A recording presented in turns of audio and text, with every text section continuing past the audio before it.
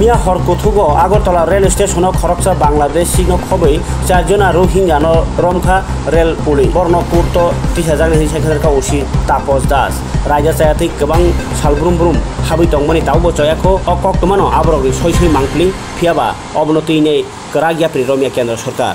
আমরা গতকালকে আগরতলা রেল স্টেশনে আগরতলা জিআরপি এবং আরপিএফ মিলে আমরা 5 জনকে গ্রেফতার করা হয়েছে, যার মধ্যে একজন বাংলাদেশি ন্যাশনাল এবং 4 জন রোহিঙ্গা কমিউনিটি।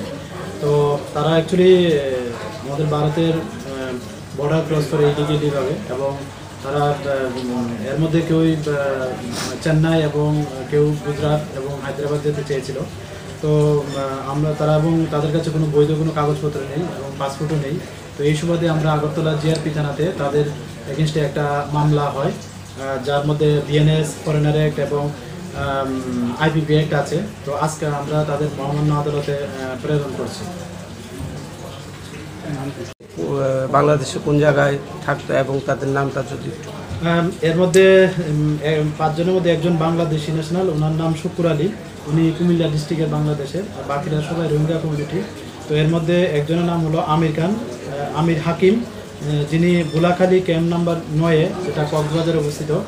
আর আরেকজন হচ্ছেন ইয়াসমিন আক্তার এবং এমডি তারেক, তারা বুলাখালী ক্যাম্প নাম্বার 2 যা কক্সবাজার বাংলাদেশে অবস্থিত। এবং আরেকজন হলেন মোহাম্মদ উল্লাহ, উনি ক্যাম্প নাম্বার 11 যেটা কক্সবাজারে অবস্থিত।